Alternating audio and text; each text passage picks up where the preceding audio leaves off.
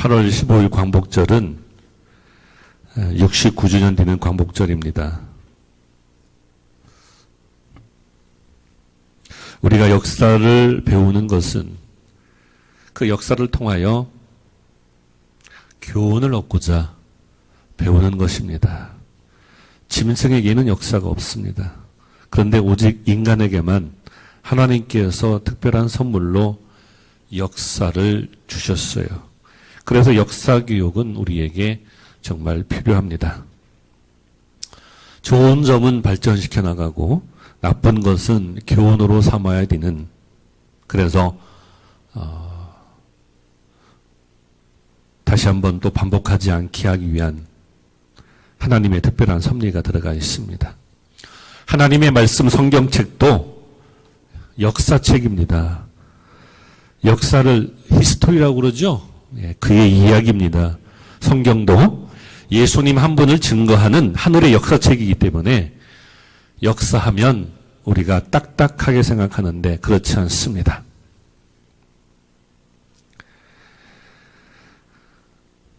역사를 배울 때 태정세대 문단세 그러면서 역사적 사실과 그 연도에 일어났던 그 내용을 우리가 반복적으로 외우고 하는 그런 역사 공부는 의미가 없습니다. 학교 다닐 때 기억나시나요? 그 역사의 배경을 얘기해주고 그 뜻을 얘기해주고 그 의미를 얘기해주는 그런 선생님이 더 좋았던 것처럼 어떤 연도에 어떤 일이 나고 또 이어야 되는 그런 역사 공부는 의미가 없는 것입니다. 아브라함의 아들이 이삭이건 이삭의 아들이 아브라함이건 결코 중요한 것이 아닙니다. 그것을 통해서 말씀을 통해서 우리가 어떤 교훈을 얻고 어떤 의미를 찾고 하나님의 자녀답게 복을 누리며 어떻게 살아야 되는지 배우는 것이 중요한 것이지, 예수님의 12제자를 다 달달 이루듯이 아는 것보다 예수님의 12제자들의 삶을 배우는 것이 더 소중하지 않나, 그렇게 생각을 합니다. 성경을 보면 좋은 내용, 감동적인 내용, 기분 좋은 내용도 있지만 창피하고 숨기고 싶고 더러운 그런 내용도 들어가 있습니다. 대표적인 것이 아벨이 카인이 자기 동생 아벨을 죽인 것, 노아가 술 먹고 취하여 하체를 드러내고 자다가 둘째 아들이 그것을 보고 비웃었다고 저주를 내린 일, 롯이 자기 친딸하고 근친상간하여 자녀를 낳은 것, 예수님의 조상 유다 지파가 며느리와 동침한 것, 하나님의 사람 다윗 우리의 아내를 빼앗은 것 등 부끄러운 역사가 성경 곳곳에 그대로 기록되고 있습니다. 그러므로 부끄러운 역사, 창피한 역사도 그대로 기록하여 교훈으로 삼았기 때문에 성경은 역설적으로 하나님의 말씀이 될 수 있었던 것입니다. 성경이 창피하고 부끄러운 내용이 없었다면 그거는 사람이 만든 거예요. 우리가 그런 시각으로 교회를 보고 성경을 보고 세상 역사를 봐야 되는 것입니다. 그래서 역사를 왜곡하고 부끄러운 역사를 비워버린다면 그것은 정의와 진실을 왜곡한 역사의 범죄라고 생각을 합니다. 다른 말로 말하면 하나님 앞에 범죄하는 것이 됩니다. 그래서 일본이 정신 못 차리고 있다는 것입니다. 진정한 사과와 보상이 있어야 용서와 화해가 있고, 일본이 세계 경제 대국으로 지도자 국가로 존경받을 수가 있는 것입니다. 어른들도 마찬가지예요. 어른들도 사과할 때는 사과하고 미안하다, 용서해달라 할 때는 해야 됩니다. 옛날하고 틀립니다. 이제 우리나라도 많이 바뀌었어요. 아니, 바뀔 수밖에 없습니다. 20년 후에는 젊은 사람과 노인들이 그 비율이 같아집니다. 20년 후에 우리나라 사회는 어떻게 변할지 감히 상상할 수 없습니다. 선진국처럼 우리가 배워야 됩니다. 뭔지 모르지만 그들이 하고 있는 여러 가지 모습을 우리가 교훈으로 배워야 되겠죠. 독일은 일본 못지않게 세계 역사에서 가장 수많은 전쟁 범죄를 저질렀습니다. 그런데 독일은 철저하게 사과하고 보상을 했습니다. 사진 한번 띄워볼까요? 독일 수상 빌리 브란트 아시죠? 예, 1970년 12월 7일 겨울비가 내리는 아침에 바르샤바 게토 주무비에서 2차 세계대전 당시 희생된 유대인 40만 명을 추모하는 기념비 앞에서 갑작스럽게 무릎을 꿇고 참회의 눈물을 흘렸습니다. 전혀 예상치 못했던 폴란드 국민들이, 유대인들이 뜻밖의 행동을 접하고 나서 뜨거운 화해의 감동의 눈물을 흘렸다고 합니다. 저기에서 유명한 말을 냈어요. 인간이 말로써 표현할 수 없을 때 행동으로 보여주어야 한다. 그랬습니다. 저부터도 반성합니다. 회개합니다. 용서해 주세요. 목회자로서 말만 앞세우고 이 땅의 수많은 목회자를 대신해서 용서를 구합니다. 우리 성도들도 자유롭지 못해요. 예수 믿는 성도들은 말은 잘합니다. 말은 잘하는데 행동으로 수반되지가 않습니다. 그게 오늘날 한국교회의 문제입니다. 한마디 말보다 10마디 말보다 하나의 행동이 더 의미가 있다는 것입니다. 그래서 독일은 존경받는 나라가 되었고 독일 통일을 이룰 수가 있었습니다. 그것까지는 생각 못했죠. 그렇습니다. 1990년대에 독일 통일이 이루어진 것은 이와 같은 진정한 회개와 용서의 산물이라고 할 수 있죠. 그렇게 연결됩니다. 그런데 일본은 오히려 갈등과 분쟁만 증폭시키고 있습니다. 독일은 미래가 있고 일본은 미래가 없는 이유가 여기에 있는 것입니다. 우리 성도들도 한번 마음속으로 생각해 보세요. 가톨릭은 교황의 무소를 따르고 교황을 하나님의 대리자로 여깁니다. 마리아를 숭배하고 만민 보편 구원주를 주장하여서 성경적 진리에 유배됩니다. 사실 저는 아주 부드럽게 얘기하는 겁니다. 국민일보에 신문 광고가 나서 보니까 아주 노골적으로 그렇게 질책을 하고 반대하고 또 모이고 집회하더라고요.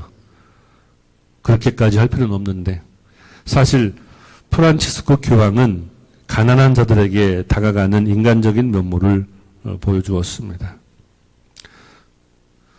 탈권위적인 그런 성품, 아동 성추행의 그 죄를 솔직하게 사죄하고 마피아, 유명하죠?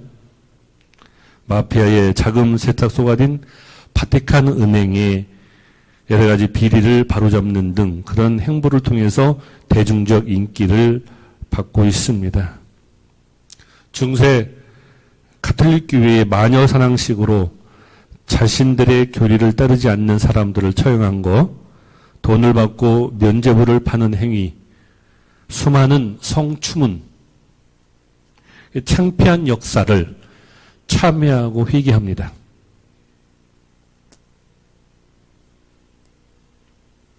사실 가톨릭은 베드로의 고백으로 태어났습니다.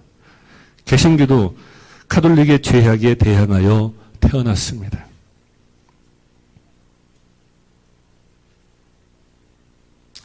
이탈리아 신부 프란치스코 여러분 들어보셨죠? 빈자의 삶을 산 그래서 성 프란치스코라고 합니다. 그 이름을 이번에 교황이 딴 거예요. 집안이 부자였는데 아들이 어느 순간 은혜 받고 나서 집에 있는 모든 재산을 가난한 자들에게 나눠줍니다. 아버지는 근심에 쌓였어요. 도대체 아들 하나가 돈을 벌 생각은 않고 사업할 생각은 않고 가지고 있는 재산을 다 팔아가지고 가난한 자들을 도와주고 있으니까 답답하고 속상하죠. 그래서 고소했어요. 아들이지만. 근데 이 아들은 프란치스코는 자기가 입고 있던 옷, 속옷까지도 다 벗어서 아버지 집 앞에 벗어놓고 그리고 빈자의 삶 속으로 들어갑니다.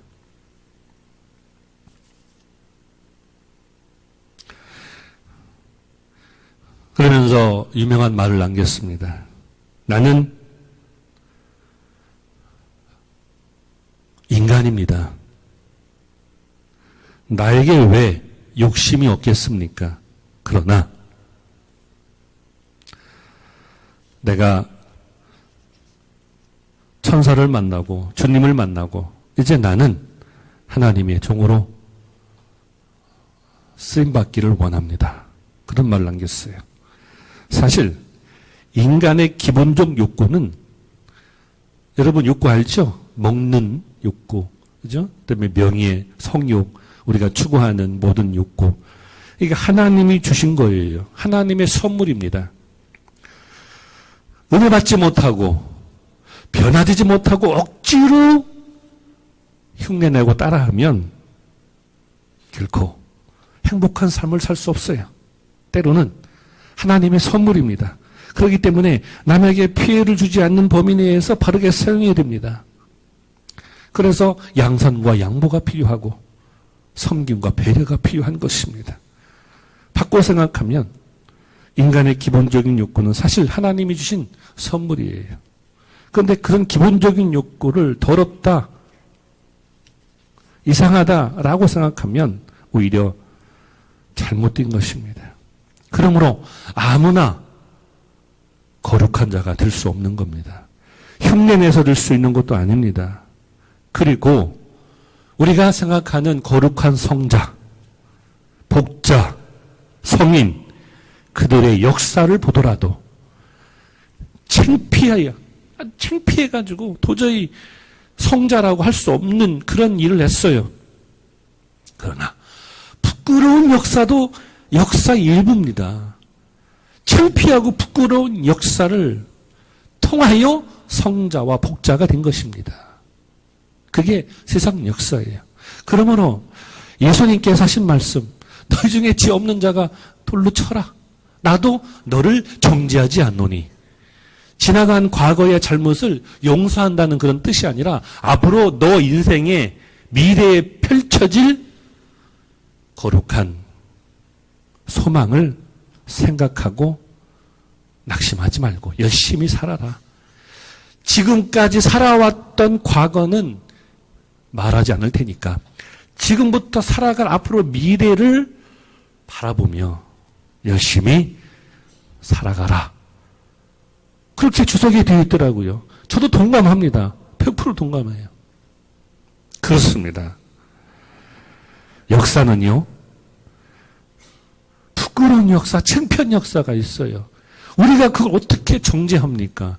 오히려 그것을 통해서 더 좋게, 더 발전적으로 나갈 수 있는데요. 안 그렇습니까? 개인도 다 역사예요. 그래서 히스토리, 그게 이야기예요. 장로님도 장로님의 이야기가 있고 권사님도 권사님의 이야기가 있는 것입니다. 그래서 아름답고 기쁜 역사만 사람을 변화시키고 새롭게 할 수 있는 거 아닙니다. 나쁜 역사도, 창피한 역사도 사람을 새롭게 할 수 있다는 것이죠. 그래서 성경에 안 좋은 얘기, 창피한 얘기도 다 기록하고 있는 것입니다. 다윗이 왜 변화가 되었어요? 다윗이 두 번째 변화가 된 이유가 그런 부끄러운 역사를 새롭게 자신의 삶의 고백으로 만든 것입니다. 그러므로 우리 햇빛교회 성도들은 지금부터 주변 사람이, 가족이 큰 실수하면 용서해주고 감싸주고 배려하는 것이, 그게 바로 예수님의 사랑이지 뭐가 예수님의 사랑입니까? 돌을 집어서, 보세요, 이거 잘못 깨지면 안 되니까 돌을 집어서 이거를 던지기는 쉬워요. 다 할 수 있습니다. 그것은 구약시대 때예요. 신학은 예수님의 사랑으로 하나가 되는 겁니다. 그 생각으로 바꾸지 않으면 교회의 미래가 없습니다.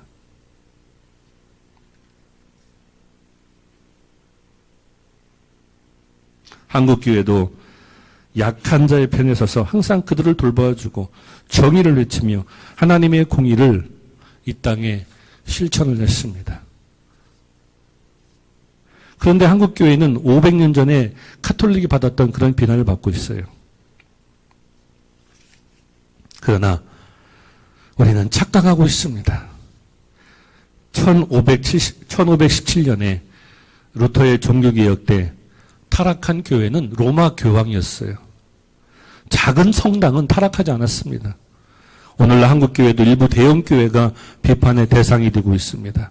여러분, 기도하시겠지만 아직도 한국의 작은 교회, 건강한 교회는 새로워지려고 노력하고 있으며 지금 이 시간에도 눈물로 기도하고 있다는 사실 꼭 기억하셔서, 가장 미련하고 무식한 사람들은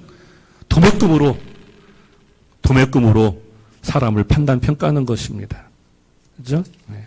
그래서 TV에서 어떤 뉴스가 나오면 막 혀를 차면서 막 육두문자를 써가면서 막 욕하잖아요. 네. 그거는 나 무식하다, 그렇게 말하고 있는 것입니다. 항상 제가 얘기했죠. 전 언제부터인가 모두가 나쁘다고 할 때 저는 다시 한번 생각하는 그런 습관을 들였어요. 그렇게 생각하게 되었습니다. 그래서 모두가 다 욕하고 손가락질할 때, 그래? 정말 그럴까? 다시 한번 생각하는 그런 마음을 갖게 되었습니다. 우리 개신교는요, 로마 교황처럼 교황과 추기경을 통해서 이렇게 중앙 집권식으로 헌금을 하면 로마 교황청으로 올라가는 그런 구조가 아닙니다. 개신교는 개교회주의입니다. 오직 성경으로만 판단받습니다. 그러므로 개신교를 로마 가톨릭 같은 그런 개념으로 이해하고 보시면 안 됩니다. 왜? 우리 개신교는 항상 스스로 개혁하는 종교입니다. 로마 교황청은 중앙으로부터, 위에서부터 내려오는 개혁을 많이 합니다. 근데 우리 개신교는 내부적으로 스스로 개혁을 합니다. 그 차이가 있기 때문에 스스로 한번 생각을 해봐야 됩니다. 말로는 비판하기 쉬워요. 예수님도 말씀하셨어요. 너희 중에 지 없는 자가 먼저 돌로 쳐라. 나도 너를 정죄하지 않으니. 과거를 불문하고 이제 앞으로 미래를 사는 데 있어서 정직하게, 바르게, 깨끗하게 살아가라. 그런 뜻으로 말씀하고 있는 것입니다. 당진 솔매성지에 김대건 신부 생가가 있습니다. 김대건 신부는 15살에 마카오에 가서 신학 교육을 받고 최초의 사제가 됩니다. 그리고 돌아와 반년 만에 붙잡혀 세난토에서 처형당합니다. 그의 가족들도 대부분 처형당합니다. 그 시절 천주교와 조선 사회의 만남은 커다란 충격이었습니다. 제사를 거부한다는 거? 지금은 교회에 다니지 않는 사람들도 제사를 거부하지만, 제사를 하지 않지만, 제가 시골에 예산에 살았을 때 보니까 교회 안 다니는 분들도 도시에 사는 자녀들이 대신 돈 주고 대리업체 시키더라고요. 그런 경우 많이 봤습니다. 그런데 옛날에 제사를 안 드린다? 거부한다? 그것은 개, 돼지보다 못한 그런 아주 정말 짐승으로 생각했죠. 정말 쳐죽일 놈으로, 후레아들로. 조선 지배층은 인간의 존엄과 평등을 얘기하는 천주교를 불운한 학문으로 해서 뭐라고 하죠? 사학이라고 하면 사학. 불온한 학문. 사람들 깨고 미혹시키는 그런 학문. 그런데 200년이 지난 지금 성인이라고 추앙받습니다. 이게 하나님의 역사예요. 역사는 아무도 모릅니다. 그래서 역사는 하나님이 만들어가는 것이고, 그래서 신비한 거예요. 그래서 하나님을 역사의 주관자라고 하는 것입니다. 그러므로 여러분 개인의 역사와 또 가정의 역사, 교회의 역사를 볼 때 안 좋은 내용도 창피한 것도 역사 일부입니다. 왜? 그 역사를 통해서 내가 변화될 수 있고 교회가 바뀔 수가 있으니까요. 다시는 그와 같은 안 좋은 일을 또다시 반복하지 말라. 그런 교훈으로 우리에게 주고 있는 것이죠. 우리 한국 개신교도 손양원 목사, 주기철 목사, 한경지 목사 같은 훌륭한 목사님들이 많이 있습니다. 그러나 분명한 것은 그들 유명한 목사님 몇 사람, 우리 개신교는 그 전통이 아닙니다. 정말 빛도 없이 이름도 없이 수고하고 봉사한 그런 수많은 일꾼들이 한국교회에 많이 있습니다. 우리 햇빛교회도 있습니다. 그래서 천주교와 개신교의 차이점은 여러 가지가 있지만 천주교는 특별한 사람, 공적이 있는 사람, 업적이 있는 사람, 그런 사람들을 추앙하고 공경하지만 우리 개신교는 이름 없는 수많은 사람들, 지금도 우리 한국의 5만여 교회에서 봉사하고 있는 수많은 성도들, 그들이 진정으로 하나님의 거룩한 성도가 아닌가, 그렇게 저는 생각을 합니다. 우리에게 분명한 것은 햇빛교회가 어떻게 태어났는지, 왜 이곳에 교회가 세워졌는지, 그것은 중요한 것이 아닙니다. 앞으로 어떠한 교회를 세워나갈 것인가, 그게 중요하죠. 피하지 말고, 주저하지 말고 정면 돌파할 때 하나님은 우리와 함께 하실 줄 믿습니다. 분명한 것은, 잘 들으세요. 헷갈리니까. 주님으로부터 칭찬받고 세상으로부터 칭찬받는 교회가 있겠고, 주님으로부터 칭찬받고 세상으로부터 미움받는 교회가 있겠고, 주님으로부터 미움받으면서 세상으로부터 칭찬받는 교회가 있겠고, 주님으로부터 미움받고 세상으로부터 또한 미움받는 교회가 있겠죠. 어느 교회가 구원파, 그죠? 예. 다시 한번 말씀드릴게요. 주님으로 칭찬받고 세상으로부터 칭찬받는 교회가 있겠고, 주님으로부터 칭찬받고 세상으로부터 미움받는 교회가 있겠고, 주님으로부터 미움받으면서 세상으로부터 칭찬받는 교회가 있겠죠. 잘못된 교회죠. 주님으로부터 미움받고 세상으로부터 미움받는 교회가 있겠죠. 구원파 같은 경우, 그죠? 과연 어떤 교회가 되어야 되겠습니까? 제가 말씀드리고 싶은 것은 우리 인간의 눈으로, 세상의 지식으로, 세상의 잣대로 함부로 판단, 평가할 수 없다는 사실을 성경을 통해서 예수님께서 여러 번 우리에게 말씀을 주고 있습니다.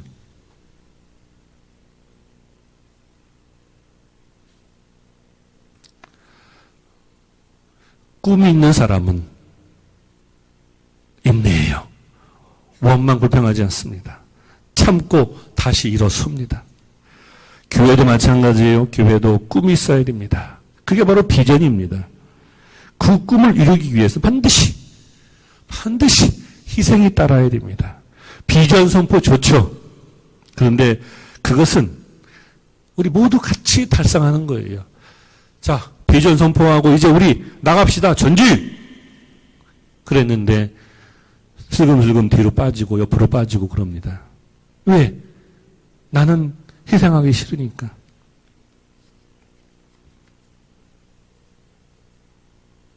교회는 반드시 꿈이 있어야 됩니다.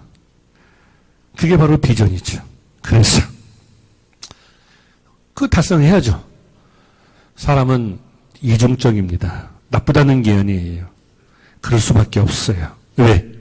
로마서에 있잖아요. 나는 날마다 싸우느니라. 나는 공고하다. 이 사망의 길에서 누가 나를 건져낼 수 있을까? 하나님 아버지 도와주세요. 거룩하고 깨끗한 척 하면서도 또 한편으로는 인간의 기본적인 욕구가 있고 세상이 있기 때문에 자, 우리 다 거룩해집시다. 앞으로 나갑시다. 하지만 우리 마음속에 우리 생각 속에 세상의 생각과 세상의 방법이 있기 때문에 또 인간의 욕구가 있기 때문에 쉽게 되지 않습니다. 그러나 정말 중요한 것은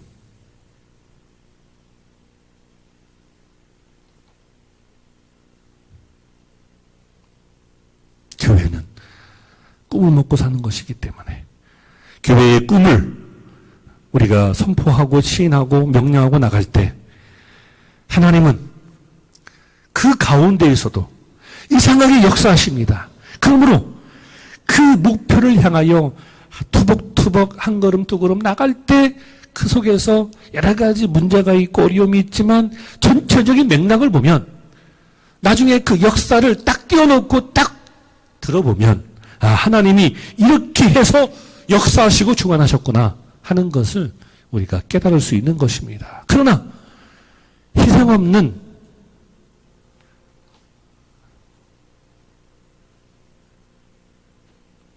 하나님의 역사는 없어요. 꿈, 선포하면 좋죠. 좋아요. 그러나 그 꿈을 위해서 뭔가 내가 노력을 하고 희생을 해야 됩니다. 그렇기 때문에 힘들고 어려운 거예요. 하나님의 역사는 전체로 봐야 됩니다. 한 가지 한 가지 10가지를 통해서 이루어지는 게 아니에요. 셀 수 없는 수만 가지가 다 이렇게 세밀하게 합쳐지고 하나가 되어서 하나님의 역사를 이루어가는 겁니다. 보세요. 우리 주일학까지 합하면 100명의 성도가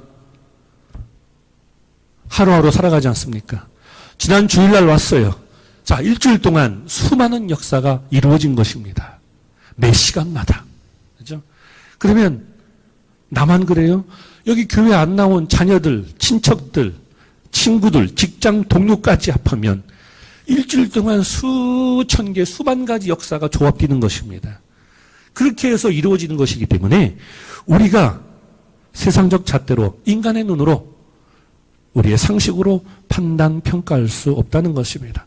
물론 사람이기 때문에 판단, 평가해야죠. 그러나 그것이 꼭 옳은 것은 아니다 라고 말씀을 드릴 수가 있는 거예요. 그러므로 100명의 성도가 하나님 앞에 맡기고 꿈을 선포하고 하나님 도와주옵소서. 비록 중간에 힘들고 지치고 쓰러지고 넘어진다 할지라도 하나님 우리는 나갑니다. 도와주옵소서. 5년, 3년, 10년 그렇게 했을 때 하나님께서는 역사를 통하여 좋은 역사도 이루어가지만 나쁜 역사도 쌓이고 쌓여서 결국 그것이 큰 역사를 이뤄나가는 것이죠. 그게 바로 하나님의 역사예요. 성경을 보세요. 베드로만 나옵니까? 아니죠. 가룟 유다도 나오는 거예요. 그렇죠? 바울이 얼마나 신실하고 아름다운 사도입니까? 그러나 바울도 바나바를 질투하고 디모데를 미워했습니다. 그런 역사도 다 성경에 기록된 거예요. 그렇게 우직하고 충성스러운 베드로도 예수님을 3번 부인한 것이거든요. 그렇습니다. 그런 역사를 통해서 하나님의 생명책이 만들어진 거예요. 그러나 하나님의 성도는 2번, 3번 반복하지 말아야죠. 저를 못 믿겠다고요? 그러면 제가 있었던 먼저 교회 가서 한번 물어보세요. 저는 자신합니다. 제가 교만한 게 아닙니다. 잘했다는 것이 아닙니다. 저는 다 주고 왔습니다. 다 내려놓고 왔습니다. 가장 편할 때, 가장 잘 나갈 때 저는 왔습니다. 햇빛교회로. 제가 어떻게 될지 모릅니다. 인간이기 때문에 중간에 포기할지도 모릅니다. 또 나약해질 수 있습니다. 부정적인 얘기할 수 있습니다. 그것도 하나님의 역사입니다. 그래서 신비한 것입니다. 그러므로 우리의 마음에 하나님의 말씀을 담고 좀 넓게 아름답게 보시면 얼마나 좋을까, 그런 생각으로 오늘 말씀을 준비했습니다. 마지막으로 방송실 성경 한번 띄워볼까요?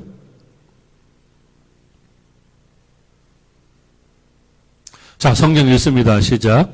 이로 말미암아 내가 또 이 고난을 받되 부끄러워하지 아니함은 내가 믿는 자를 내가 알고 또한 내가 의탁한 것을 그날까지 그가 능히 지킬 줄을 확신함이라. 아멘. 기도하겠습니다. 전능하신 하나님,